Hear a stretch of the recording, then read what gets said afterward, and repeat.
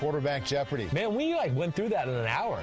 I know. I think we set a record today. Efficient. Damn, right. Hold your applause, please. Okay. Good managing here. Presented by Verizon. Oh, yeah, we're back. That's right. And we're still presented by Verizon. They haven't ditched me yet, amazingly. Chris Simms Unbuttoned, Paul Burmeister here. What's up, man? How you doing? Good to see you. Looking sharp today again, as always. Trying. You're the coolest 49-year-old I know, all right? Bomber jacket, cool white tee, got the haircut today. The haircut was a necessity. Looking good. They kind of looked at me sideways when I came there like, yeah, it's about time you came in. And this is a stretch today because it is winter. It's cold as hell outside. Have like a real jacket on. Right. Yeah. I don't have any jacket at all, though. I mean, really? Well, I mean, we park like 100 yards from the door. So You park in the visitors, I which do is 100 yards. I park like 300 yards away all where right. we're supposed to. You're right. When it's 5:30 in the morning, no one asks, or 6:30 in the morning, nobody asks questions. When it's dark, I'll give you a break. Right, thank Hey, you. but before we talk football, Yeah. I don't want to bury the lead here. What? From a news standpoint, you had a front row seat last night to something that was really cool. Steve Kornacki was in doing the playoff probabilities and completely nailed it. How cool was it from like right there? Oh, it was really cool. I was very excited just to meet him. Right. You know, I mean, of course, the last few years with all the political stuff and everything like that, you know, he's got such a great role for NBC, and to just watch him in action. Yeah. And was he practicing a lot? He practiced a little, but like the dude is a lot smarter than any of us in that football studio, except for maybe Mike Tirico. Okay, maybe they can match that's wits. fair. Their Yeah. brains are working in a different level Right. than ours. And just the way he processed things and went about when they gave him direction, hey, say this, or we're going to throw this graphic up. It was like he needed nothing. Oh, Yeah. okay, yeah, no problem. And he just smart as hell. But that was really cool to see him in action. The coolest part, and what makes him so good on MSNBC, is Yeah. that he has such a command of things like none of us do. Like, we're all interested in politics, but who knows about the counties in Florida or Ohio or in Nevada? And he actually does. So it's that command that makes him special there. Yes. And he had the same kind of command over the teams, their records, the probability they're going to get in or not get in. I was shocked. He was at how studying good he his was. computer all day. He hung out with us in the viewing room. So Watched he the was sitting there games. watching the games, and he was on his computer looking. But he's a real football fan. I could Must tell be, that yeah, for I sure. can Like, tell. it's not a fake, like, hey, I'll just come on and do the show and throw out some numbers. You could Right. tell he really pays attention to the sport and likes it. And, yeah, it just was for him to get up there, you know, it just made me realize, like, man, the guy's brain and mouth, the way it can filter things and spit it out on the Right. fly and all that, was seamless. So it was really pretty cool to see. I appreciate you playing along with me because I'm No, a no, little it bit was fanboy. I'm about glad that. you went there. I It was really great. am. I almost prob- wish I would have come in last night just to, to see you as well. Well, and then his outfit, the fact that he wore his outfit on the show too, you know, his khakis now a with thing. his like, you know, I don't know what you even call it. It's like a college frat boy almost tie he Yeah. wears with the sneakers Did you and ask thing. him if he changed in the that week in November where he was on the entire time? Did he go home and change? Oh, no, I said, well, I actually at one point made a joke and was like, are you good? Everything good? Because the election results is Yeah. still not over. You're still working? And he was like, oh, Depends gosh. on who you talk to. Yeah, right. Yeah. But either way, it was really cool experience to see him. And I think he's going to be involved here as we go forward. Awesome. Yeah, Okay. so that's good. Cool. All right, you ready to Football. talk some football? I am ready to talk some football. All You right. going to give it a little tease, a little preview of what we're doing? Yeah, we're going to hit Jalen Hurts, right? Watched him. Me too, Watched yeah. Carson Wentz, too. So I didn't watch the Philadelphia defense, first Aaron Rodgers and all that. Cleveland, Tennessee, watch both sides of the ball. We'll be able to break that down, have some good conversations. Good. The Giants defense and what they did to the Seahawks. I mean, that was the shocker of the day. Yeah. And as usual, we're going to hit every game in the league yesterday. We're going to hit it all. And I got a little tidbit of everything, and I've been driving myself crazy watching football and film and highlights and everything, trying to catch up to speed here and have something to offer the folks here. I always look forward to coming in, but Yeah. it's especially fun when I get a copy of the rundown of the plan and I see that we are hitting the most relevant, most significant wins. And I think that the two you just talked about, the Giants win Yeah. and also the Browns win, those are the two most meaningful wins, most significant at this time of year.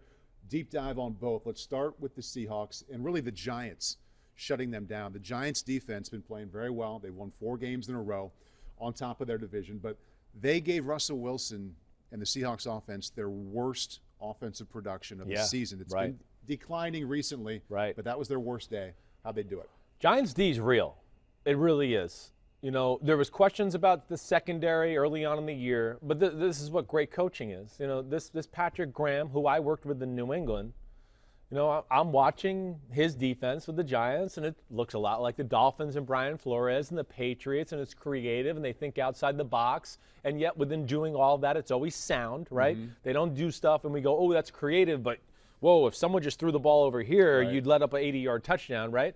That's part of being a good coach. So that's been so impressive. But I think the big thing of the football game, more than anything, and I know we've had this conversation, is holy size. This is where I say, because I talk about the New York Giants, I mean, the G-men, their defensive line is where I would start to just say, this is why they won the football game. Their defensive line, not sexy, but when you talk about the players they have on the football field and their starters, when they go Leonard Williams and Dexter Lawrence at defensive end, and then you got Hill and Tomlinson inside, at some points they have 40 linemen on the field, and it's close to 1,300 pounds of size, right? And so two first-round talents. Two first-round talents, right. And they're playmakers. So I think that's where it starts, because the Giants are allowed to, because of that, play coverage. They very rarely go, hey, let's bring the extra guy in the box to stop the run and do that. They just go, no, we're really big up front. We're not worried if the numbers are the same or even if you outnumber us. We're not going to let DK Metcalf and Tyler Lockett fly down the field on us and do all those things. Right. So that was the great advantage they had in the matchup to begin with. And, of course, it bared true that they took advantage of that. Number of things I want to get to with that defense. And I like that you point out it starts with the size up front. It does. So I'll keep it right there with my first question. Yep. They were making Russell Wilson look confused by bringing 4 people, more than I've ever seen. It's usually, they're bringing 6 or 7, I'm in trouble. Yeah. There was no way to know how many they were bringing at the snap because they were walking around. Is he coming? Is he not coming? And they rarely brought more than 4, maybe 5, but he was confused anyway. How much have we been having this conversation about good defenses lately, right? A couple of years. I mean, yeah, and especially this year, I feel like it's a lot, like where we talk about quarterbacks, offensive linemen getting confused by 4-man rushes because, there's a lot of bells and whistles over here, and then they drop out, and this comes, and hey, you're not sure what you're seeing. Wait, am I protected? And a lot of the times, even though you're not outnumbered with like these blitzes you're talking about, it doesn't matter because the threat of the blitz one side got the offensive line to commit. And now just because it's a 4-man rush, they're too far out of position to maybe get that one guy they weren't expecting to come. And they got Russell Wilson to take his drops. And it's impossible to read his mind, of course, but it looked like he was dropping, feeling like he was going to be outnumbered. Yes, I think there was a lot of that. Offensive line, there's no way they can know what's going on here. And by the time he got back and they're only bringing 4, everything was out of sync. And I think that's the purpose of it, too. That's the other genius of that blitz. You're right, because your quarterback, he loses his eyes of what he really is trained to look at and things because he's just not quite sure. Wait, I know they brought 4 before, but one of them got free, and I got to look. So there is a number. That's a good job by you of look at the first guy. Oh, he wasn't open. Let me look at the rush to make sure I'm okay, and then try to figure out what's going on down the field.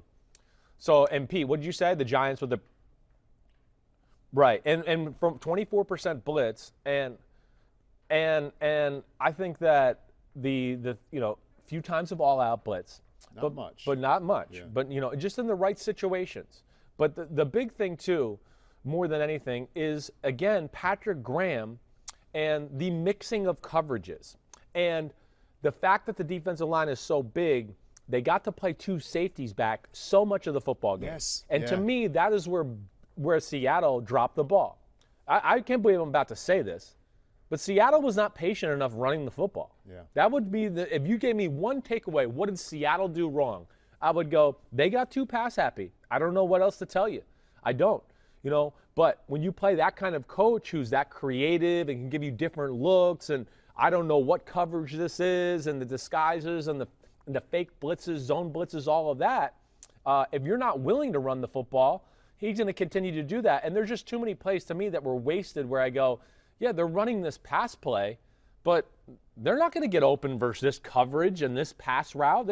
They've just hoping they're getting the right coverage or the right look. Right. And that's not going to get it done in a big-time football game. I like that you pointed out that they were playing too deep a lot. And normally you hear too deep, it's too deep zone. Right. Normally, if a team is playing man, it's either cover 0 or more often cover 1 with one free safety back there. Yeah. They were playing what we used to call 20-man, where you rush 4, The two safeties are playing zone, but everybody in between is playing man. Yes. I always found it to be one of the most difficult coverage to find something that's open. You don't see it that much in the NFL. Right. I thought I saw it quite a bit. I think you did see it quite a bit. It was definitely a good mixture of it because they were playing a lot of Tampa too. They're playing a lot of quarter, half as well. Which are zone defenses. Which are all zone defenses. You're right. So, but within doing that, what you're doing too is, okay, I've seen Tampa too. I've seen quarter, half. All right, they're playing a lot of two-shell zone coverages. And then we get into some big third downs, and I think Brian Schottenheimer and Russell are thinking they'll play some sort of two-zone again. And they call a play for that, and then say set hut, and then to your point, oh, no, it's two-man. Right. Everybody's locked up. We've called a play for zone, and now these corners can be aggressive because the safeties are over the top playing zone, like you said, and they can really clamp down on some of the shorter intermediate routes because they know they have help over the top of them. That was a big part of the football game. The mixture of coverages, again, I think is crucial against any good offense. And I think between that and the fact that Seattle wasn't willing to run to calm it down a little bit, because that's how you calm it down. Oh, you want to keep going to two safety looks. Oh, you're showing three deep. Oh, two safety look. Let's run the ball. Then, okay, now you're going to start to get the looks where they're going to be, man, we're getting beat by the run. We got to get up there and get in our spots and get in close to our gap so we can start to stop it. And you'll start to get vanilla coverages and things like that. I think that is one big thing that Seattle dropped the ball on. The other thing, Paul, if you go back and watch again, can Seattle do a dummy snap count? Can they fake motion? Can they shift? Can they give Russell Wilson and Brian Schottenheimer a clue to go, hey, they're playing this coverage. Hey, check, let's do this. That's one of my issues with Seattle. They waste too many plays. They just call in the huddle and they go, we're pretty good at executing it. Let's just do it. But there's going to be certain defenses every now and then that I don't care how good you are at executing a certain pass play. They're going to be covered against certain coverages and all that. And that, to me, is one of the flaws of their offense in general. Pete just whispered in my ear, which is kind of a funny thing to say, but he said that the Giants played that cover two-man that we talked about more than anybody else. Was it in this game they played more than anybody else had this season? Yeah, I would say the whole week and season. the season. Yeah. Because this is we haven't talked a lot of Giants football. I think Pete can tell you that is the one thing I've liked about their D all year is the fact that they can play coverage because of the big front. So they've always been doing these type of things. They've gotten better at it. I think between signing Logan Thomas and finding a few niches for the rest of their guys as far as, hey, you play here and all that, it's just they've gotten better and better at it, and they're better at the disguises and everything that goes along with it. Getting a lot better. I think leading the way, especially without Daniel Jones yesterday. Colt McCoy did a nice job of not making mistakes, managing, made some good throws. We'll talk about that here in a moment. But you've identified some of the stars with this defense. It's getting more and more, a lot more and more recognition. Patrick Graham, the D coordinator. Yeah. On the field, you like best the D-line. Yeah. So with the linebackers and the defensive backs, what are the names that we should know kind of behind all this winning? Sure. I think so. Blake Martinez is a guy that probably doesn't get enough credit. He's the perfect linebacker behind those big four because he's a go-getter. He's just got a nose for the football. So he's great that way. He's not necessarily a guy you want to take on lead blockers or take a pulling guard on, but as far as it just comes down to go hunt the ball down and make a tackle, he's amazing at that. Second in the league in tackles. Right. So when you have a big front like that in front of you, he very rarely has people get up on him and do that. So that allows him just to fly around. He's one name you got to know. James Bradbury, hey, as much as Dave Gettleman has been bagged on and trashed over the last few years, we're starting to see there's a few things he's done here that are pretty damn good. And James Bradbury, signing him all that money, he can lock down guys like DK. Not every play, but, hey, we're going to gamble on this play some man. But he's really good at zone. He tackles. There's really not a weakness to his game, even though I wouldn't say he's a superstar corner.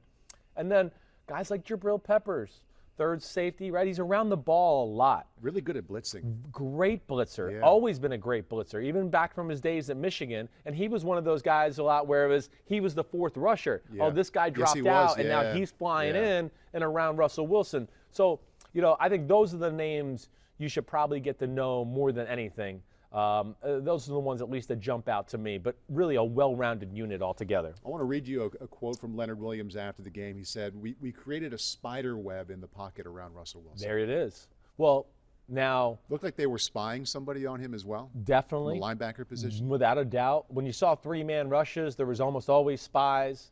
There was a third down in the red zone at one time. It was 3-man rush, spy Russell Wilson, double DK Metcalf, double Tyler Lockett. These are game plan specific defensive calls. This is why they're dangerous. But what was your question there? What the hell did you ask me there? It actually, I would get an F in journalism. Yeah. I didn't actually ask a question. Yeah. I just brought up a point. What was your point? Say it about again. how they created that spider web around him in the pocket. And again, a New England disciple, right? Mm-hmm. They know how to play these type of quarterbacks. He was in New England when they played Russell Wilson before. So it's not about, they don't care about, we need great pass rushers flying around the edge. Right. They played the old, hey, just push the pocket and let's stop creating lanes so he can run up and then get a 20-yard run up the middle. Right. And if he does break outside, we're not overcommitted inside or anything like that, and then we can be there to go. Maybe you don't get the sack, but you make him make a quick decision to throw the ball. It's the same way you described the defense against Kyler Murray last week. It's the same damn thing, yeah. Right? This is New England stuff. This is why we've seen the Dolphins contain Kyler Murray, and right. Now you're seeing this with Russell Wilson. I mean, it's the same type of stuff. It's really well taught. I'm going to make up for my last lack of question with fine. two questions within the same point here. So here's the point. 5 sacks on Russell Wilson. Yep. Just under 5 seconds for those 5 sacks of an average, which is incredible. Usually seen a sack in 2 or 3 seconds. So he's back there for about 5 seconds, getting sacked 5 times. Did he have nowhere to go, or could he just not find anybody? No, more times than not, he had nowhere to go. So it was that cover 2 man coming through. Cover 2, wrong play versus the wrong coverage, and he just, the route combinations were not proper to what you would want to run versus some of these coverages. And some of the disguises were really great too. The one thing that jumps out to me, and Pete, I know I asked you this, but I'd want to know this for the whole season if you could possibly look it up just before we end the Seahawks conversation. The other one thing that just jumps out to me, and I don't even know if this holds true, but with Russell Wilson too, I feel like there's a reluctance to throw the ball down the middle of the field at times where I want to go, that's usually when I come off a game film and go, oh, he might have had that guy. Like, is it recent or is it all No, season? This has always been a little thing for him. I have a question from social from Wexy Keith. Right. Since Wilson had those games where he was a bit careless with the ball, is he now being too careful? I think he's a little careful to not throw the ball into real tight windows. I do. I think he's very aware of that. But I can't say that I sat there again and watched that film and just sat there and went, oh, Russell played bad. Man, he missed people all over the field. No, it wasn't his best day. He missed a few throws that I was like, Russell Wilson usually hits it. Mm-hmm. But I think it all went into flustered, nobody open, am I protected? Whoa, they're all over our stuff. Whoa, we can't get any run game. We have no play action pass. It just kind of all funneled out of control. And really, they were unable to really do anything. Their big opportunities, 3-0, kind of moving the ball. He fumbles the snap. That was a big moment in the game. This was a game that was going to be hard fought, tough football game. And every point mattered, and especially if they could get up on them early. Then you're going to make the Giants have to play a game with a backup quarterback in Colt McCoy that, is not going to be conducive to them winning a football game. It's really why I picked the Seahawks to win. I picked the game, I think, 27-13. Mm-hmm. I thought the Giants' defense would hang tough and give it, but I thought Colt McCoy would ultimately throw an interception or get strip sack fumbled, and that would just be enough for them to win comfortably. But he took care of the ball for the most part, and then they ran the damn ball, especially in the second half. And I think that's exciting there too. Looking at the Seattle offense, not just with what happened yesterday or didn't happen against the Giants, but pulling out and kind of looking at these last few weeks.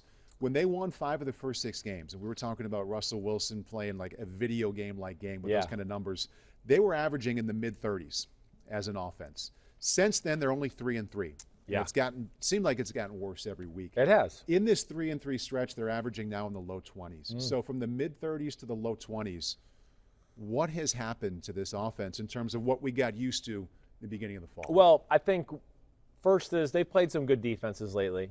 And as you start to go through the season, as you know, or anybody that pays attention to football, there becomes more data into, when they get in this formation or when it's this down and distance, they have tendencies of doing that. And I've never been like sitting here telling you, whoa, this Seattle offense is amazing, right? Even last year, same thing. I know. Yeah, It's good. They usually can run the ball, and they'll play one-on-one ball like I like, and they got enough of just all the basics to go. It's a good enough offense, and if you put talent there, they'll be good. But, I think ultimately, yeah, they've played some teams that, are on some of their crap.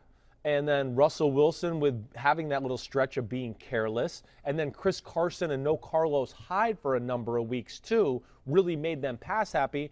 I think it's a little bit of all of that together, Paul. I can't sit here and just tell you one thing. I can't. I can't tell you one thing. Philadelphia game, hey, they had chances to blow them out and score a lot more points. They didn't do it. But either way, when you talk about the Rams, the Bills, the 49ers, the Giants yesterday, they've played some solid defenses lately that are going to give them some issues and are coached by people who you go, damn, there's some good defensive coordinators they're playing too. Right. Yeah. Maybe Seattle, it's mostly a negative conversation for that team today. They are still Yeah. 8-4. Right. Tied for first in their division. So they're in a good position as they try to figure out how to get back to what they were doing. A lot of teams would like to be in the spot they're in. A lot of teams would like to be 8-4. We talked about the offense and their inability, not running the ball. I think that says it all. And then the Giants' defense is a lot better than we've all given it credit for, and it was a great game plan for them. And then I think the other aspect of it is just the run game, especially in the third quarter. It was two different run plays for what it looked like to me. And I got to study that side of the film to really break it down. But I saw enough of highlights and when the game was happening in real action. Double pulling linemen, Wayne Gallman, some of his big runs in the second half, at least two of them were that play where it's just block down, two guys pulling around the edge, and Seahawks had nobody there. And then there's Wayne Gallman going down the sideline untouched. And then the other run play they ran, and this is Dave DeGuglielmo, who's the new O-line coach there. These are staples of him. And this is why I like him. It's that, and then it's just come downhill, get a double team across the board. I don't really give a damn where you run. We're just getting bodies on bodies, and you figure it out and pick it. And it was those two run plays that just gashed the Seahawks, especially in the second half. How often do you talk about an NFL running back, 16 carries, averaging 8.5 yards per carry? Yeah, that's insane. It's crazy. And not a superstar running back at that. Right. I'm not trying to take any credit away from him, but, yeah, he's Wayne Gallman. He's a good player, but ideally he's your second running back, not your starter. It's really the first time you and I have spent a lot of time on the Giants. So before we move into the next section here, any final point on that team? Seahawks got to stop wasting plays. And when they do that, like you see Aaron Rodgers or Patrick Mahomes, right? They don't ever just get up and set hut. There's dummy snap counts. There's a lot of hard counts. There's a lot of shifts in motion. Oh, no, Patrick Mahomes, after you saw the motion, you're screwed. And all of a sudden he's yelling out code words, and they get a 20-yard completion. Same with Aaron Rodgers. Seattle doesn't do any of that. That is going to lead to some games every now and then if you're going to play that way, to where you're going to see some staleness from the offense like you saw yesterday. Damn okay up Damn. next. And I do believe there's a soundtrack. There is. For Damn Okay. Slim Shady. Damn. Roll it. I'm okay. Damn. Not sponsored yet, though. I'm okay. Yeah, no, yes. I'm okay. Illegal gambling. Oh, baby. I am Gambleizing Chris all Simms. I'm okay. Damn. Okay. Pete is well aware that I'm praising his themes for these sections here. So this is the defensive back edition. This is, yes. Damn okay. Right. All right. We go to the night game, Sunday night. Tyrann Mathieu. Chiefs beat the Broncos 22-16. How about this line? 7 tackles, 2 picks, 1 tackle for loss. Yeah, he's a stud. The Kansas City defense, it's nothing to write home about, but they have 2 real difference makers in Chris Jones and Tyrann Mathieu. And then a guy like Frank Clark, who's real good. Doesn't always pop out, but certainly has his moments throughout the year and all of that. But to me, Honey Badger and Chris Jones are the defense. Their attitude, their energy they bring, and especially Honey Badger, he just holds everybody accountable. He's such a good player. He's so versatile at everything he does. There's, you watch him, there's really no weakness. Can cover people, can tackle, can blitz, catches the ball as good as a receiver does, and first drive, okay, it's 0-0. Broncos are driving. Drew Lock throws a stupid ball. This is something he's got to fix about his game because every point's going to count against Kansas City, and just throws a dumb jump ball. And Tyrann Mathieu outduels the tight end to get the interception. And then he closes it out, which is he's amazing at doing that too. Now, I'm not going to blame Drew Lock as much there. He had to force the issue a little bit. And Mathieu knows that, and I think he was just sitting there, reading his eyes and undercuts a crosser or a post route or whatever to get that interception. But he's a really damn good player, and hey, their defense, it's a force. It's not. I don't want to say it's a force, but it's going to have its moments of creating chaos and giving any offense issues, and you saw that a little bit last night. You could make the argument it was better than the Chiefs' offense last night. Hey, it's the second week in a row.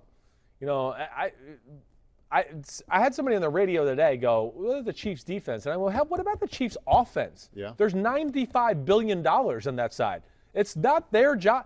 The defense is what it is. We asked for years, just don't be the worst defense in football, Kansas City. Yep. Be somewhere in the middle of the road, and we think you can go to the Super Bowl. And that's what's happened. That's what it is. There's Tyreek Hill. There's Kelsey. There's Le'Veon Bell. There's Patrick Mahomes. There's franchise left tackle, franchise right tackle. It's on the offense. First-round pick at running back. Yeah. They got to get it done.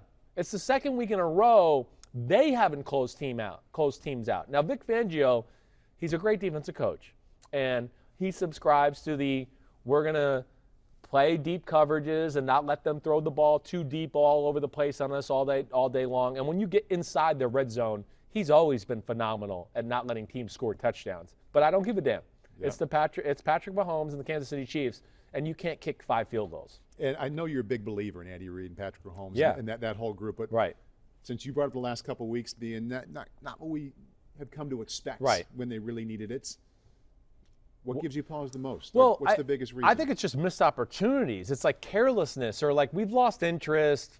This is so easy. I mean, this is the Bucs and Tom Brady. I mean, we're just going up and down the field.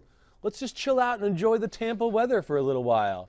And it's like I feel like it's the same way last night. It's like, one of the first few drives of the game is Tyreek Hill wide open. Oh, we missed him. Collinsworth said it. They leave a number of plays and touchdowns in the field every Which is hard game. to believe, I know. People don't realize it because we forget about it because they usually go down and score again later. And we just go, oh, that was amazing.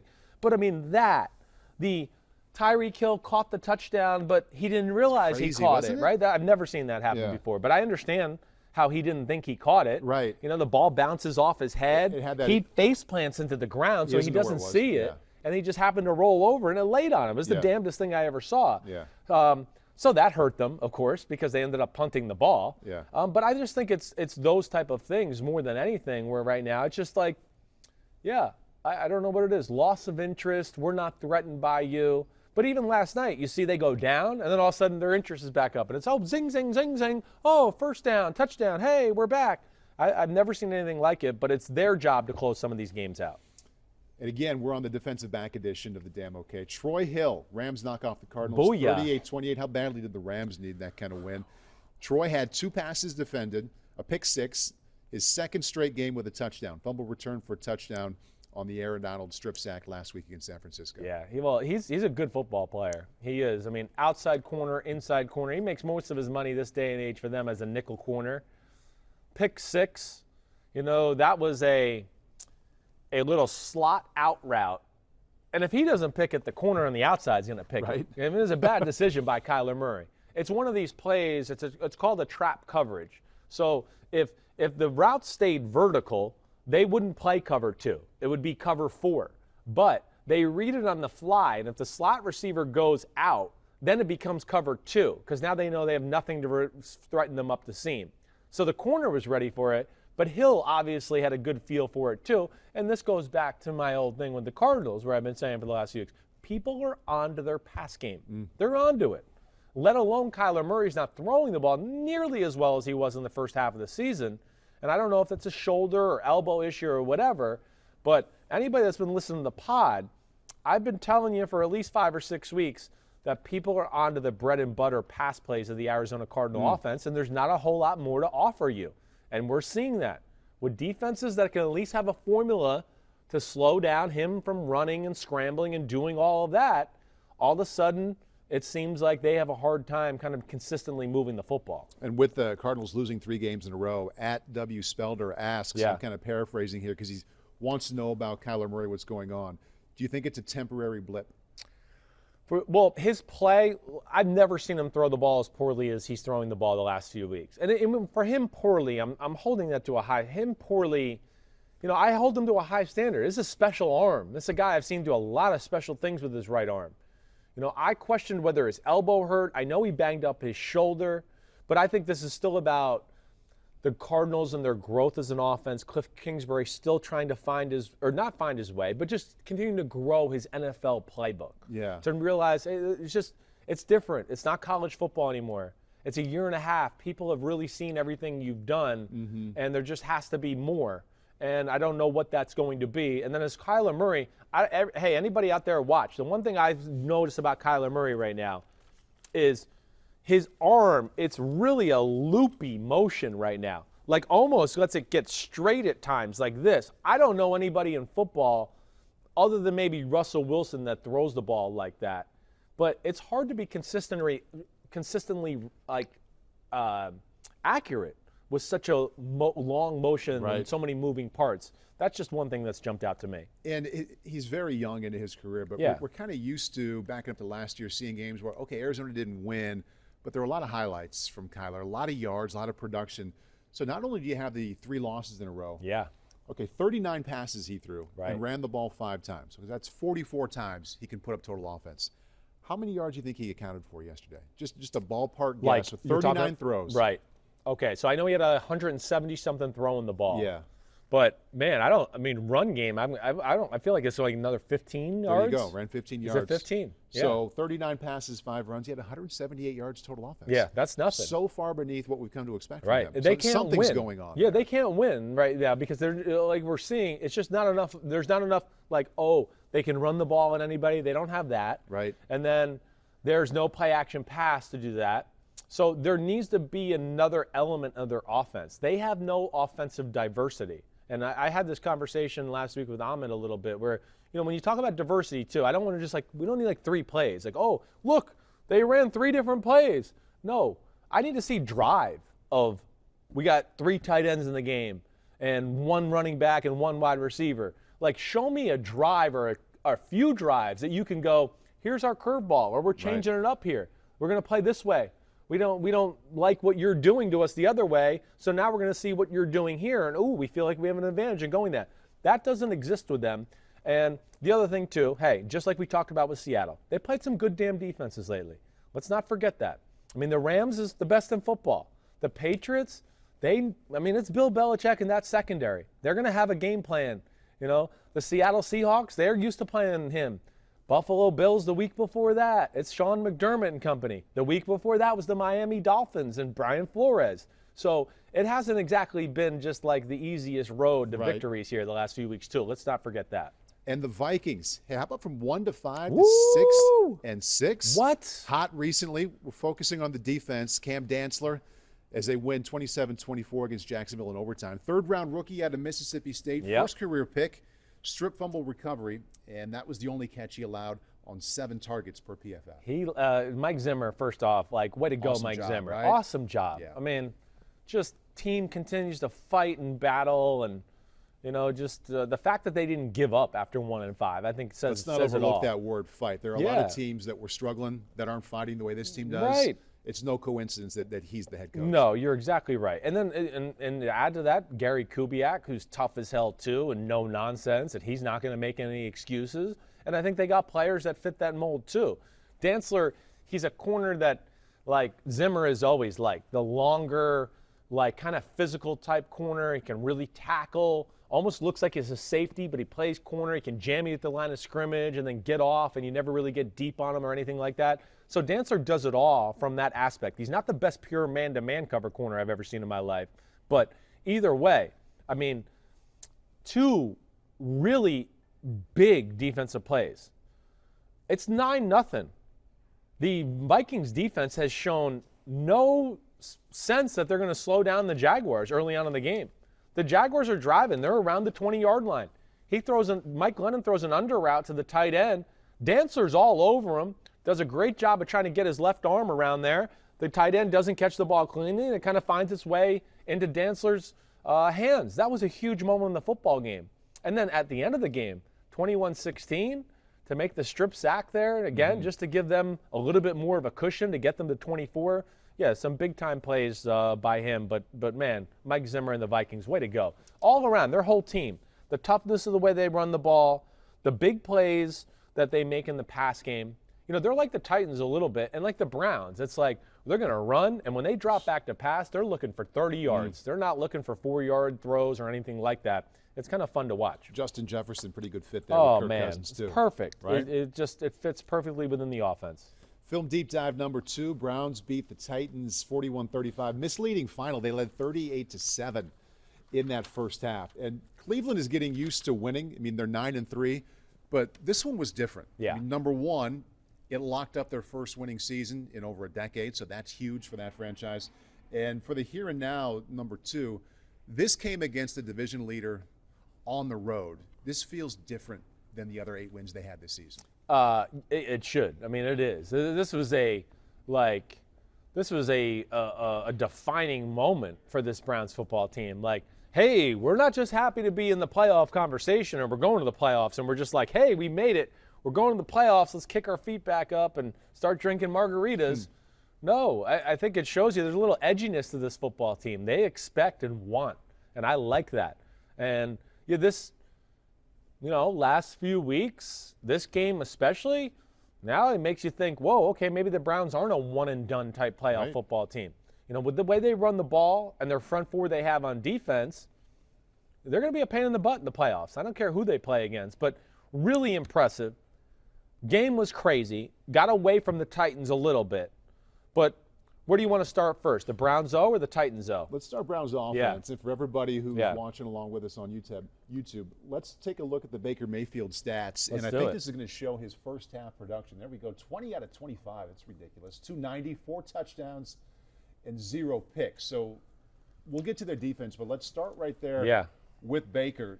And I'm okay if you want to start out focusing on how well he played, or if you want to talk about Kevin Stefanski's game plan and game calling, I think that's fair too. I think we could tie it together. I mean, first off, he threw the ball phenomenal. You saw it. I mean, he just never really lost control of football all game long. Should have had another touchdown pass in the first drive. Throws the ball to Donovan Peoples-Jones, who makes up for it, with a great day, but got a little slant route, throws it right in his stomach. Should have been a touchdown. Should have been 7-0 Browns. So it came off going. This is where I'll give Kevin Stefanski a lot of credit. It's like he knew the Titans are going to overplay their run. They're going to go all out in the run. So here's 2 tight ends. Here's 3 tight ends. Here's 3 tight ends. Yeah. Come up, crush our run. And he did a great job early on of playing off that and playing pass. Hey, we got 3. Self-scouted thyself big time. Yeah. Got in 3 tight ends, said, no, we're not going to get in your traditional run set. We're going to get in shotgun. Spread the field out with 3 tight ends because you're the Titans and you can't rush the passer and you can't cover anybody good. Yeah. And now we got your big slow guys in the game too. So it's even worse for you. So that was brilliant from that standpoint. To me, that's where the Titans went wrong. The Titans overplayed the run game, I thought, early on. Like, hey, it's okay at the first drive. But after that, I mean, they were still playing the run game after they got gashed by the pass game a few times around and be like, okay, they're going to pass it here. We've seen it already. Back the hell off. Don't be such a meathead. We're going to stop the run. That, to me, is kind of where they went wrong. But I thought the approach by Stefanski and just that little psychological advantage there and the way he attacked yesterday. Yeah. From the get-go, with those personnel sets, coming out throwing more than running, the reverse quarterback throw play. Those are plays that for a team who's not sure if they belong with the big boys, when you come out and attack and then have a little success and, man, our coach is calling a reverse, it makes you think as a player like, man, we got it today. Coach likes us. He thinks we can win and put this team away. And I think they fed off of that as well. Baker Mayfield, as Cleveland kind of started this winning streak, he was all of a sudden just taking care of the ball and avoiding mistakes. And the defense run game, very, very good. But now yesterday, he amped it up a notch, took advantage of the formations and the play calls and all that, but he was aggressive and he was accurate instead of careless and inconsistent. Which one do you think, now that everybody's watching Cleveland, people are taking it more seriously now, which Baker do you believe is going to be out there more now? I think you're going to continue to see this good Baker. I think he's got a feel for the offense. He's comfortable. He understands the proper way to play with his team. Again, let's think about Baker Mayfield. He came from Oklahoma, and let me throw it around, and I'm a rookie, and Hugh Jackson wants to throw it around, and we're going to fire Hugh, and now it's going to be Freddie Kitchens, and I'm going to still throw it around. This is awesome. He's never had to be reined in his life. So he took some time to adjust to being, oh, okay, I got to manage a game and, run checks and, man, I got to throw it away sometimes and we're just going to play smart that way. I think ever since the Steelers game, he's been a different quarterback. He's been good. And even though I asked the question, I mean, he definitely has a resume of being inconsistent. Yes. But it's been 5 games without a pick. It No. wasn't just yesterday. Right. 5 games in a row now. Yeah, that's not a fluke or anything like that. And 5 games, no pick, with some horrible weather games too that weren't fun to be throwing the ball and weren't going to lead to great stats, but still played the game the right way. And then here the last few weeks, we've seen a lot of big plays in the pass game because they presented itself and he felt like he could be aggressive and do those type of things. But, his connection with Jarvis Landry, they're always on the same page. Higgins, that's his next go-to guy, in my opinion. He's confident, and he's confident in what he's seeing, and he's letting it loose. And I think that's early in the year where we saw a lot of hey, throw it, and he wasn't sure what he was looking at. He didn't know how he wanted to play, but he certainly found his groove now. 2 things that really jumped out to me, and this is both credit to Baker and also to Kevin Stefanski. He rolls out to his left by play design. Like Kevin trusts him to throw it accurately, running fast to his left. Yeah. They did it multiple times. They had success with it multiple times. Got to do it. You don't see a lot of teams trusting their quarterback to do it more than just every now and then. Every now and then. And so that was fun to watch.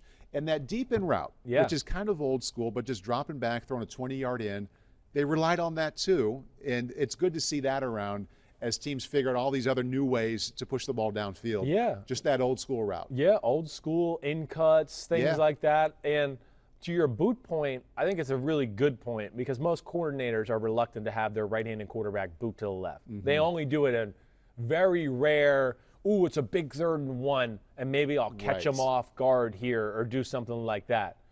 I saw Russell Wilson actually do that against the Giants on a 4th and 1, and they tried to go to the left. The Giants were ready for it.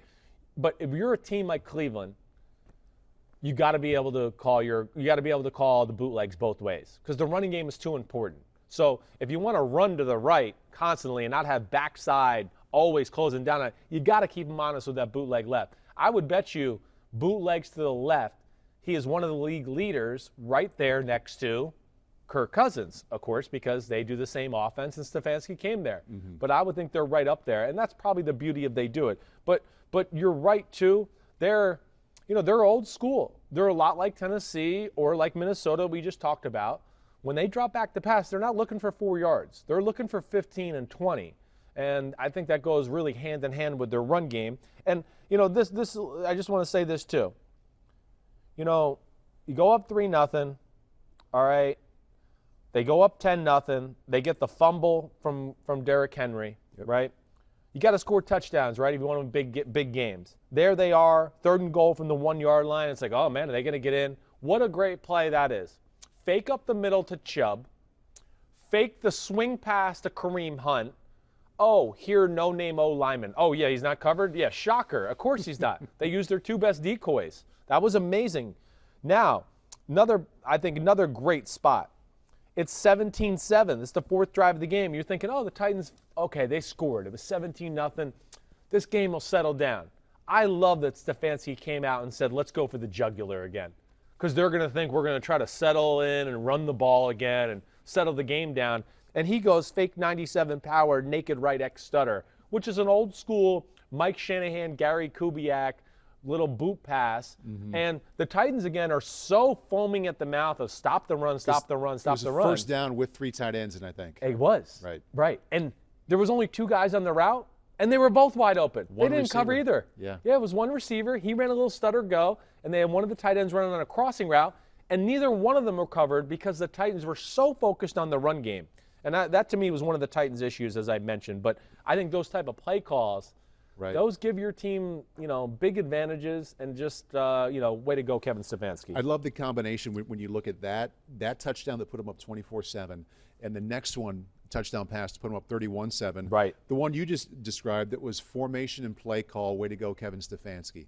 The next touchdown on that perfect fade pass to Higgins the right to his sideline. Right. That was Baker's recognition and his accuracy. And it's only a 2-play little bundle there, but one is head coach, man, awesome. The next is, hey, quarterback. Hey, quarterback. That's how you do it. It is.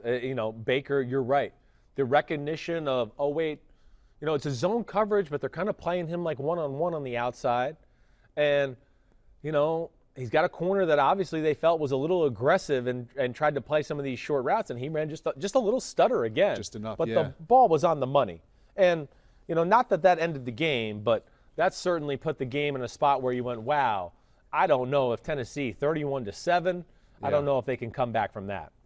And defensively for Cleveland, got to hit on them with what they did to Derrick Henry. And it seems like every week we're thinking of new ways to talk about Derrick Henry and how he's closing games out and piling up 100-yard games, not even close to 100 yards yesterday. No. They never got in a rhythm of the football game, and nor do they ever really get to the point because, you get stopped on a 4th and 1 on the first drive, and they go down and score. So now you're getting the ball for the second time, and you're already down 10-0. And then on that, now your second drive, your first play, Derrick Henry fumbles. So now it's 17-0.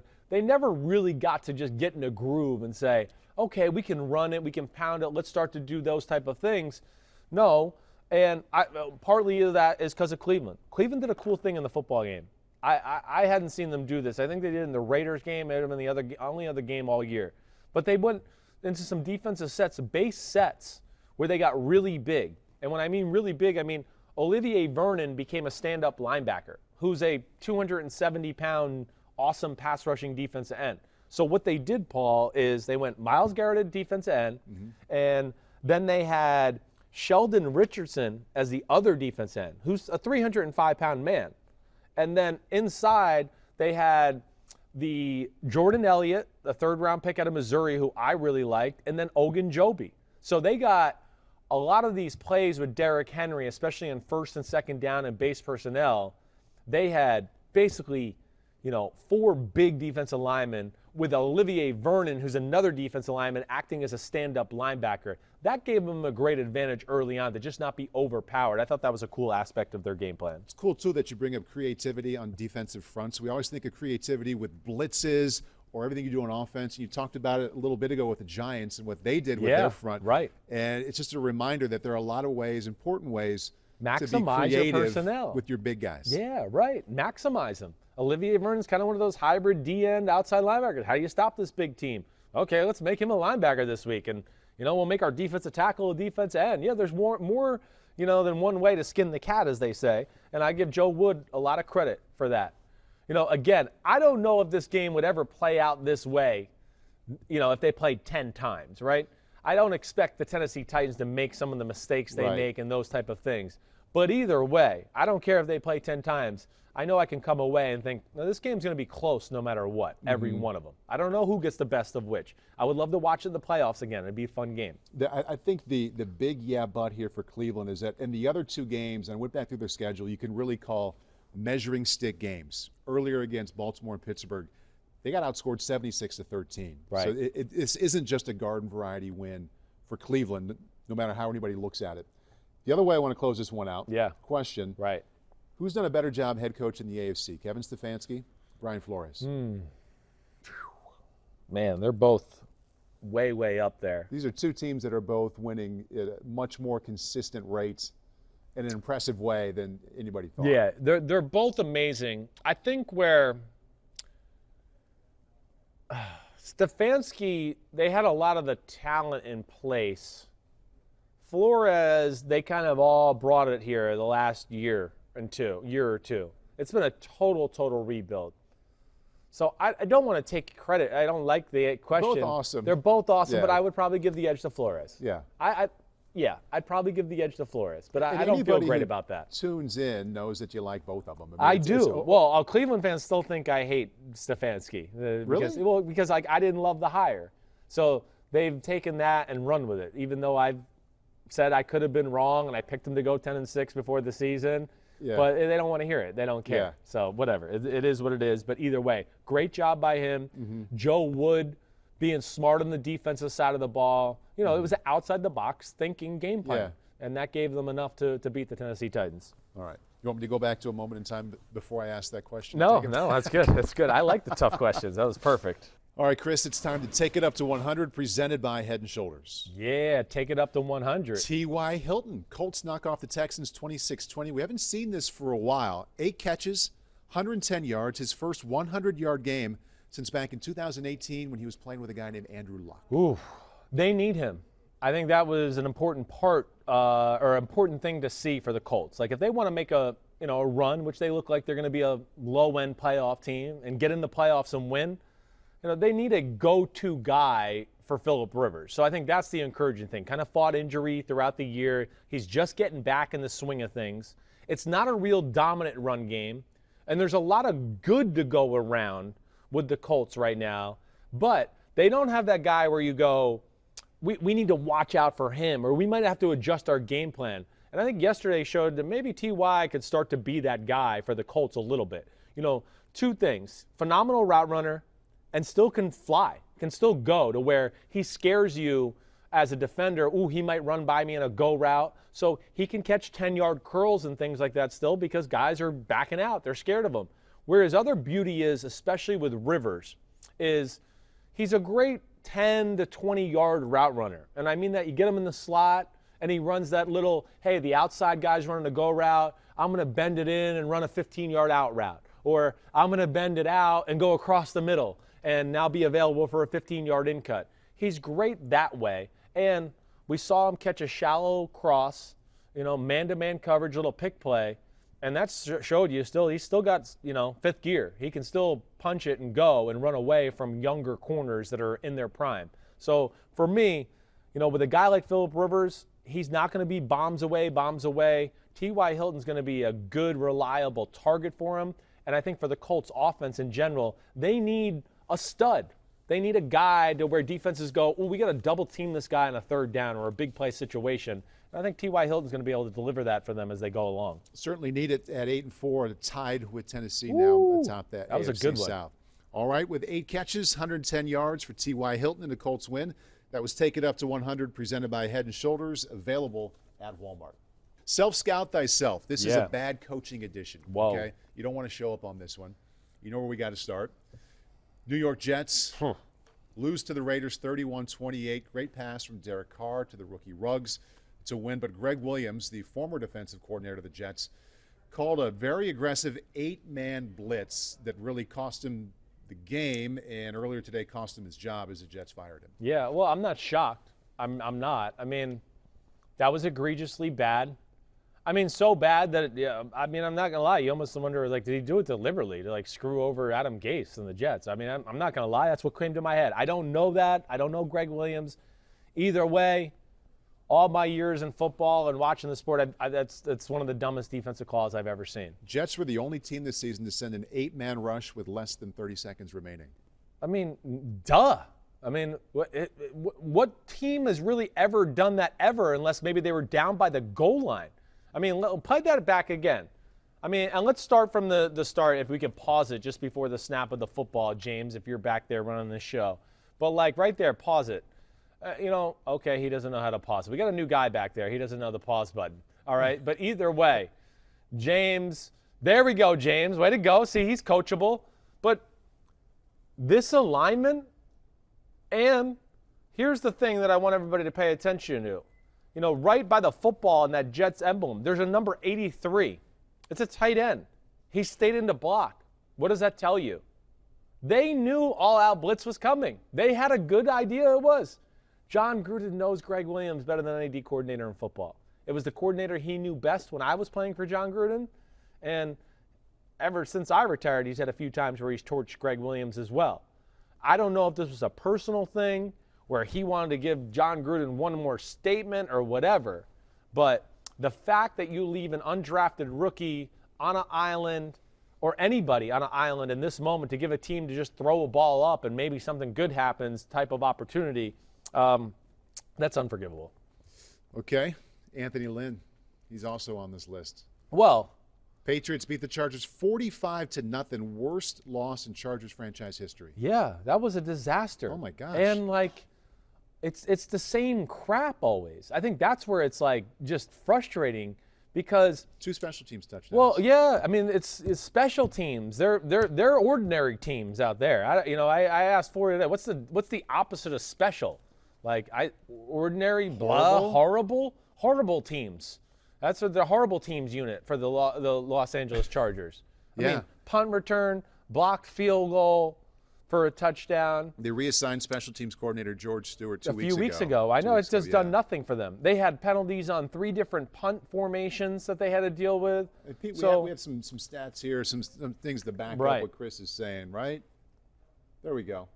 Patriots lined up to punt 5 times. Chargers had the wrong number of players on the field for 3 of those plays. Yeah, that's stuff that's just, when you lose 45-0 and the owner can count to 11, that's when you go, oh no, I'm in trouble. Yeah. And that was, a disheartening look. You got, out physical, out game planned, out intensified, everything. But these are things that will drive an owner crazy.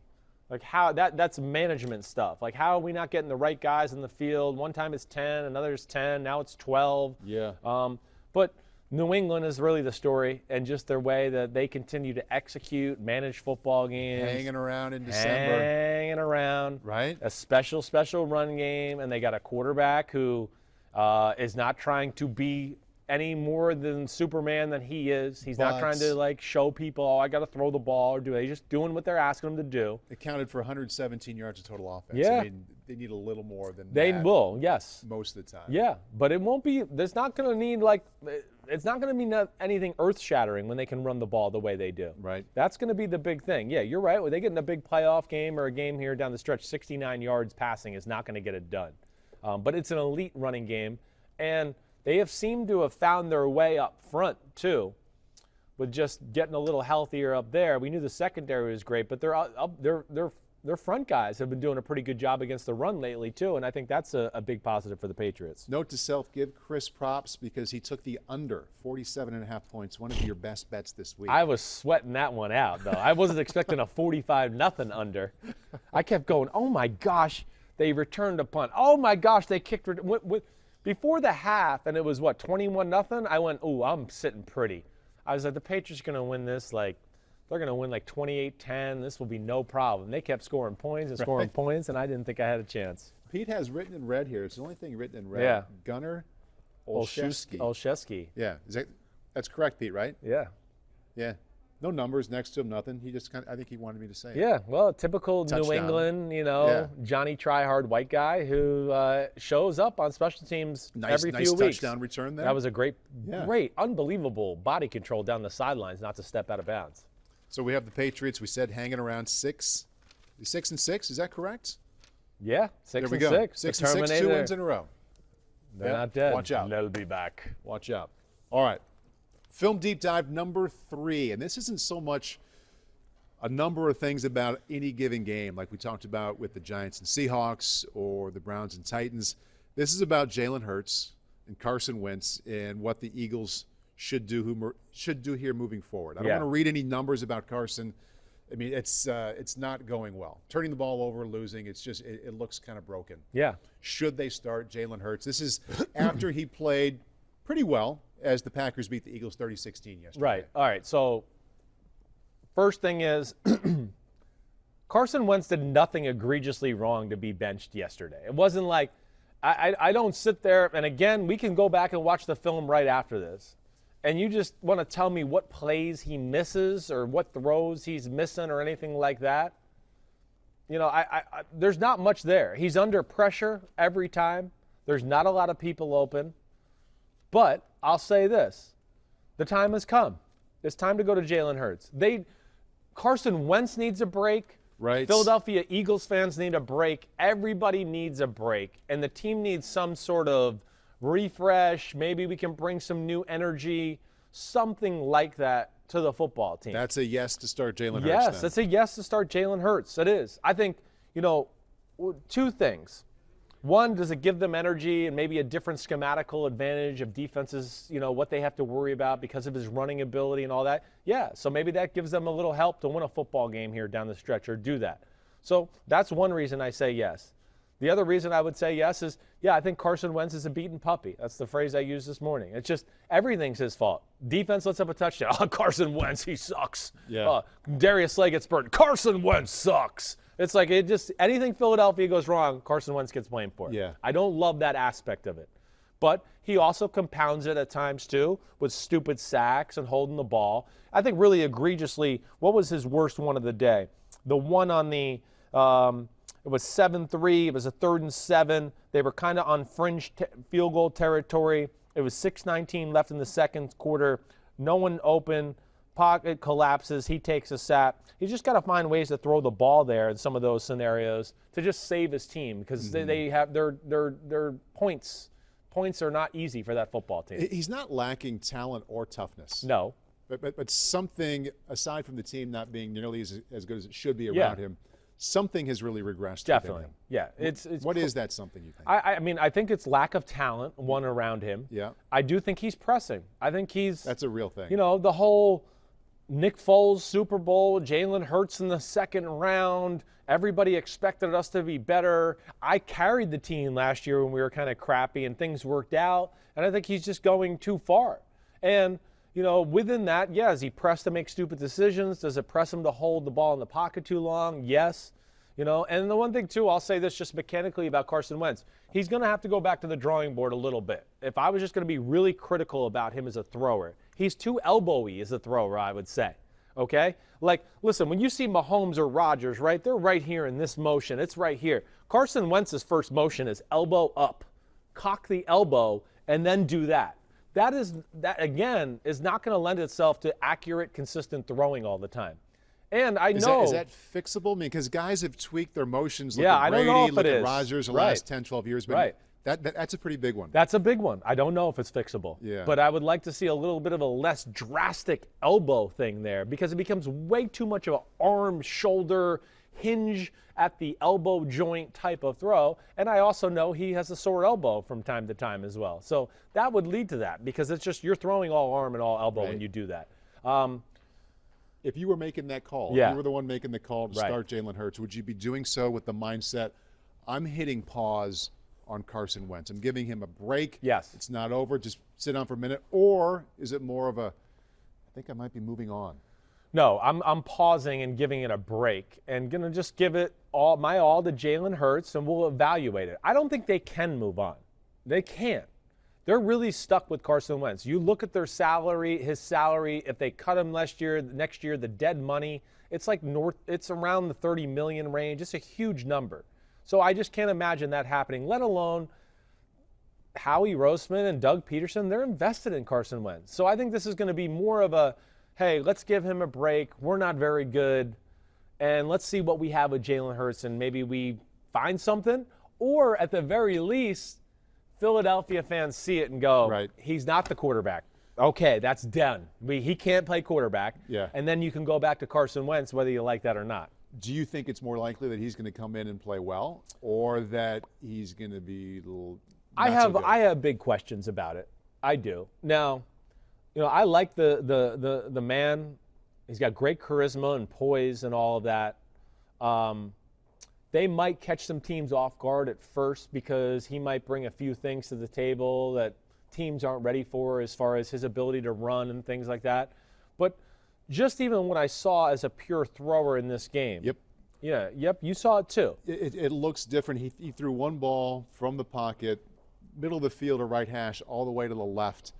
And the same way when, like if you're at a baseball game, you're watching someone throw 95 and someone comes in and throws He 88, threw a changeup. it looks a lot different. That It's- first one he threw where it kind of needed to be driven, it He wasn't. can't drive the Doesn't mean he ball. can't play, Yeah. but he's going to have to do some other things really well. Exactly right. I think that's it. You know, and again, it's his first time playing real. I don't want to be too critical here. I know we all want to answer on these guys after 4 plays. Is he going to be great or not? I don't know. It's only been 4 plays. I got to watch a little bit more. But yeah, the throwing still would concern me. There were still throws where I just go, that doesn't look good. Mm-hmm. It's a very slow, deliberate delivery. Even on the interception that he throws at the end of the football game. Hey, the game's over. I don't give a damn he threw an interception or anything like that. But what I do look at is go, the ball took so long to gather and throw the ball. The Yeah. guy was open. You know, he should have got rid of it before he got hit. The guy was coming right at him. He saw it. But it's all slow that way, and it led to him not getting it out in time, and then it gets intercepted. We spent time, February, March, it's probably February, thinking about the way COVID went. We were still getting together back there and watching tape of the guys. Yep. Did you say Jalen Hurts, his arm was an independent contractor? Yes, that's the word I used. Like the lower body wasn't helping much. I had that thought when I was watching him throw yesterday, when the velocity just wasn't what you expect. So explain that concept again. He gets, I wish I could stand up, but again, if you watched Aaron Rodgers or Mahomes or any really great thrower in the football, a lot of the times, yes, like you're talking about, the upper body, lower body, they all work together to be a powerful thrower, a consistent thrower, right? And they always get this involved, right? You see Rodgers and Mahomes, they get in this position, right? We've talked about this a lot. Old John Elway pictures. He's like this. You could read the name on the back of his jersey because he wants to get like this, so now they can uncork it, and really you're not throwing with your arm. If you do everything right with your body, the arm will slot itself in the right spot. And that's what the good quarterbacks have realized. With the Jalen Hurts, he got to just sits there, no movement with this, and it kind of just all happens with the arm. There's no shoulder movement. There's nothing else like that. And that's what I mean by independent contractors. Right. It's that type of thrower. So we'll see. His stats are okay, right? You're going to see 5 for 109. I mean, the long touchdown pass, Jair Alexander, I don't know what he was doing. He blew the coverage. Right. I mean, so that led to an easy one. And the competitive part of the game was a little bit over when he got in the game, and he was able to take advantage of a few very soft, easy coverages for some completions, and that led to better numbers than I think the reality. Bradley Lamps asks, was it just the broadcaster that Hurts have wide open receivers to throw to in the second half? I haven't seen open Eagles receivers since 2018. Yeah, there was open receivers. There's no doubt. Now, I think, like I said, I think the intensity of the game was a little bit over. Right. Green Bay, I think, was also like, oh, wait, are they going to try to run with him? So they got in some of those type of defenses. But I sat there and watched that film and I went, man, Carson Wentz must be sitting there going, what the hell? He throws like 5 or 6 passes and like 2 or 3 of the guys are wide open. Nobody's been that open all year long. But I don't want to take anything away from Jalen Hurts, too. This is very early. I just trying to voice my concerns. He threw a great fade down the left sideline his first drive with Jalen Reagor. That was great. And he doesn't look overwhelmed. That's the one thing I like about Jalen Hurts. And if they can play it the right way, right? Run the ball with them, run the ball with the running backs, use them as a decoy, bootlegs, few simple play actions, screens. Well, we'll see. Then maybe you could start to develop and throw more on his plate. Hey, here's this drop back pass. Here's this drop back pass. Now let's see where it goes. You got nothing to lose, Philly. You guys stink. Let's do it. A quick reset on this one. I want to bring it back to Carson Wentz. You would start Jalen Hurts. I would. You have concerns about how successful he can be. Yes. You don't think they're moving on from Carson Wentz. I don't. Can you recall any time recently or since you've been following it since your dad played where a big name, high-pick quarterback was struggling for whatever reason, shown to the bench for a few weeks, and then came back better because of that time where he got to like, okay, thank God it's not me out there for this next month. I'm going to come back better next season. Top of my head, I couldn't come up with anybody. And Pete, feel free to chime in here if you come up with somebody. But nobody really comes to mind who had that experience, went to the sidelines for a bit, and came back and was the man they were supposed to be. I can give you one. He says Drew Brees, but... Well, yeah, but no. All right, I'll give you one. This is one that people are going to forget about. Yeah. 1988, 49ers benched Joe Montana and played Steve Young. They did. And then Joe Montana came back in and led his team to the Super Bowl and the clutchest drive maybe in Super Bowl history to beat the Bengals. Right. So there's one. Yeah. It is few and far between. That was a good one by me. Woo! Yeah. That was a quarterback Jeopardy. I should get an extra one 32 right there. years he goes back. No. Yeah. But you're right. This is a very rare story. Hey, early in my dad's career, he was benched and then came back in and was a different player. Even in 1990, he got hurt. Hostetler went and won the Super Bowl. 91, he had to sit on the bench. So, I have to think about that a little bit more. But that's the only one that popped in my head is the Joe Montana one. Yeah. Pete, tell me that one more time. Brees got benched for 5 years in 03 for Doug Flutie. That's right. Well, that started them in the conversation of wanting to draft a quarterback. Right. Yeah. So, yeah, that's right. So there's one. I'm not giving up on Carson Wentz. Right. I know that. I've seen enough good to go, you just don't abandon Carson Wentz. I don't know. I mean, I don't know how Philadelphia feels about him. I don't know. I know their fans don't like him a whole lot right now, but I think they're going to have him back as their starting quarterback next year. That's for sure. Moving on to Gimme the Headlines, presented by Hyundai. Gimme the Headlines, presented by Hyundai. It's written down here twice, Chris, so we'll give it to him two You read it twice. times. You're what's his name? Johnny Toots. I'm Ron Burgundy, or you're either that guy, I'm Ron Burgundy, or you're like Timmy Two Times from Goodfellas. I'm gonna get the papers. Get the papers. Get the papers. Right. Yeah. Pete, maybe the person who puts this together wouldn't write it down twice back to back. I don't know. Yeah. I don't know. Yeah, screw Pete. Right. Him. Yeah, he's not here. He can't Let's do team anything up on about him. it. It's 2 against 1. All right, let's Either go way, back it's to Give Me those the Headlines. Okay. Hyundai headlines. Saints beat the Falcons 21-16. It's a good one. You win some, you taste some. Baby, bam! That's a good one. He's back though. It's 2 good starts out of 3. 2 good starts out of 3, Yeah. both against the Falcons. If he can play the Falcons every week, he'll be perfect. Falcons D was good last week. It was. No, Yeah. I still think what we saw yesterday, encouraging from Taysom Hill. Yeah, we talked a little last week where that Broncos game, there was a few plays where I was like, ugh. Now, we know that game was weird in general, and it wasn't like conducive to great quarterback play anyways, but he looked very comfortable throwing the football. And, again, the value of him doesn't just show up on the statistics throwing the football. When you see Kamara for 88 and some of those other numbers, he ran for 83. It's the other stuff he does for the offense, too. I think it's very special. The game's a little bit misleading. Between his fumble at the end, they missed a chip shot field goal. They were inside the 5-yard line and had a 4th and short, and Sean Payton decided to kick the field goal, and the damn kicker missed it.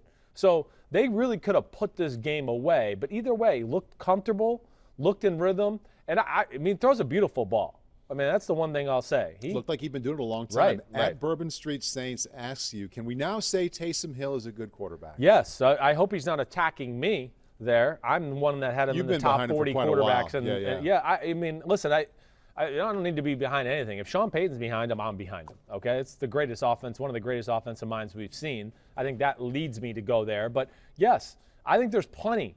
I go back to last year's preseason. I saw enough then to go, he can do it. You were asking for more. I mean, maybe I should have worded it differently. You were asking to see more of him and believe more in him before a lot of other people did. Yes, especially last year when they had some of the issues of throwing the ball down the field. I thought, hey, get him in there and do that. But I think this is still, a work in progress as far as him personally and then Sean Payton formulating the proper offense around him. It'd be cool to see. I bet you we only get to see it one more week, though, because it sounds like Drew's coming right around the corner here. As soon as 9 is healthy, he's Right. back in there.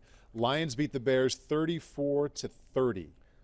Pooh Bears. Oh, the Pooh Bears are back. Oh, 6 losses in a row. What? Man, oh man. Man, hate to do that to Winnie the Pooh, but the Chicago Bears are the Pooh Bears right now. I mean, what can you say?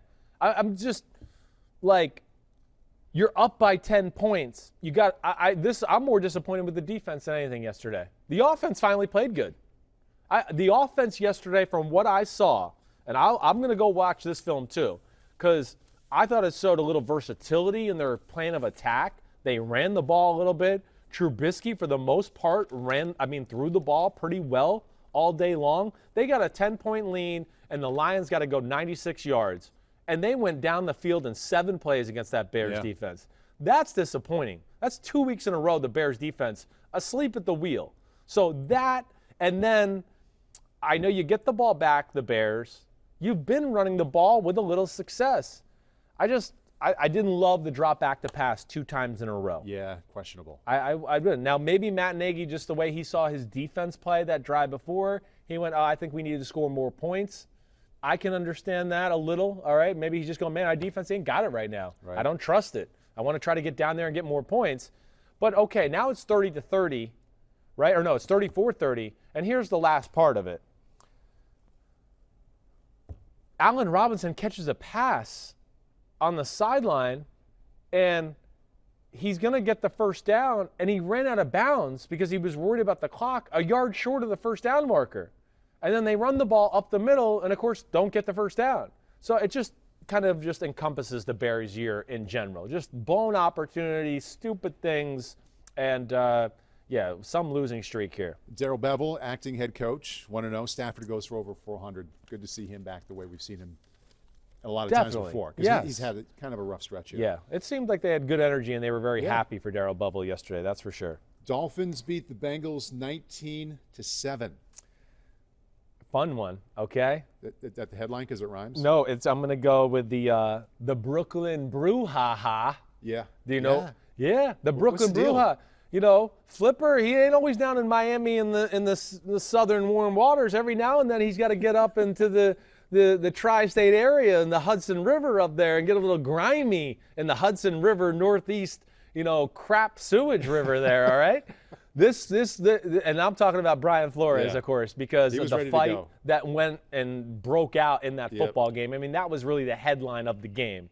2 cheap shots by a gunner on the what's his name? Mike Thomas on the Cincinnati Bengals, and Flores had enough, so he was ready to go fight him.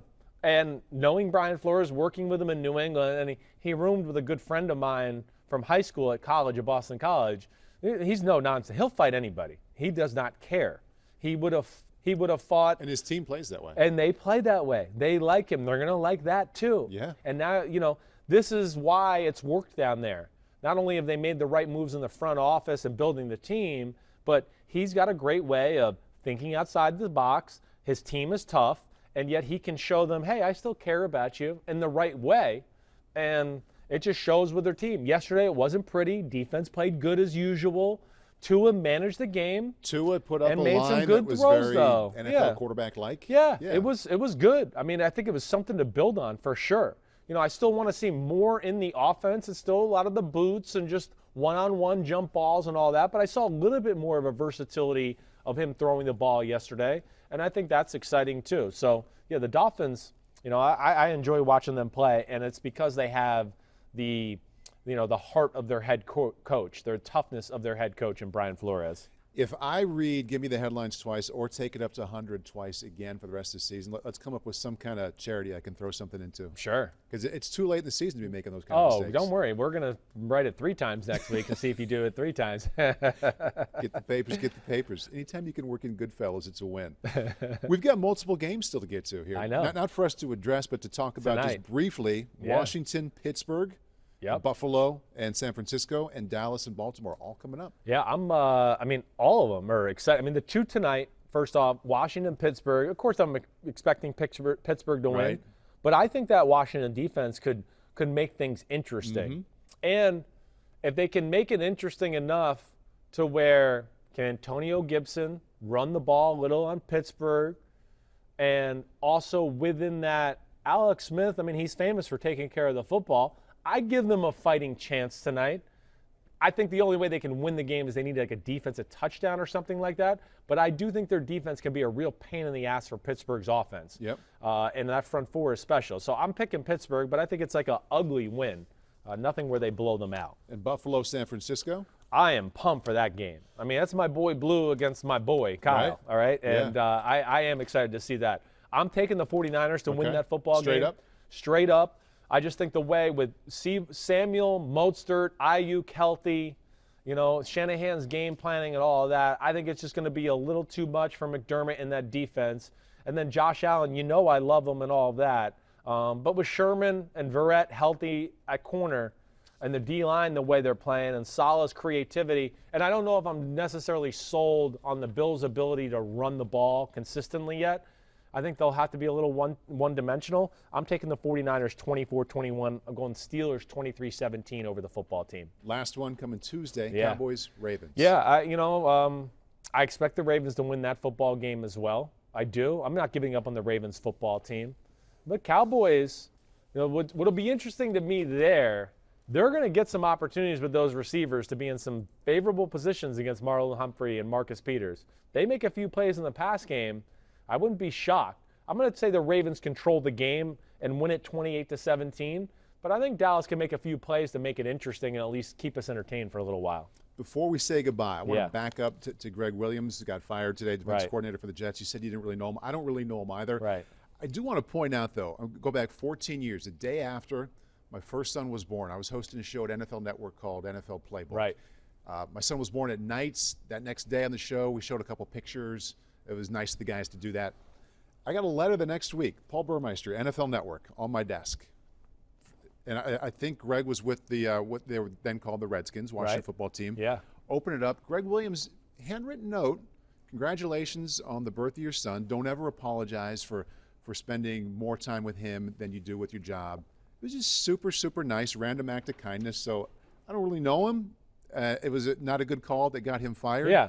But what I know most about him was that he reached out and did that 14 years ago. No, that's cool. So it's not all bad about Gregg No, Williams well, today. that's what sucks about our business sometimes. We're just talking about football. It has nothing more to do than that. Yeah. When I say it was a horrible call or the word, and it was. I know. Right. I have nothing personal against Gregg Williams. Sure. I don't really know him either, other than in passing, hello, how you doing? That's it. Yeah. So I don't want to. Yeah, I don't want to be portrayed that way. And I didn't think You're you right. were. Yeah. I mean, we've been around it enough. Sometimes you come across guys where, in your heart, you don't feel bad if they fail because Right. of how they've treated Right. you. And there are guys, coaches and players, it's easy to be happy for their success because of how they treated you. And in a tough time for him, anytime I've seen the name Gregg Williams the last 14 years, Yeah. that's what I think of first. That's a cool story. That really is. And yeah, he was in his prime then because I was playing against him with the Bucks, and that Washington Redskins football team at that time was the real deal on defense. They were a pain in the butt. Yeah, they had a bunch of dudes back Yeah, then. I know. It's tough. That's tough. That's life in the NFL.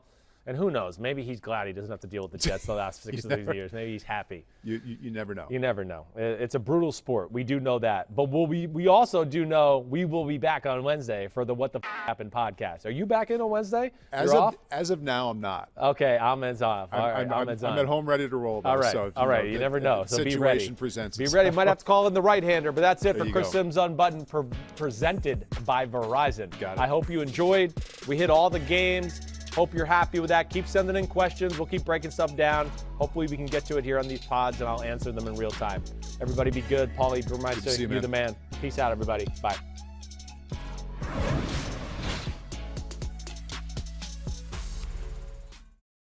Yo, what's up? Come on, man. Subscribe on YouTube to Chris Simms Unbuttoned podcast. I need you. Please hit the subscribe button, please. Hi, I'm Mike Tirico, and thanks for watching. Make sure to hit subscribe for the latest news and highlights from NBC Sports.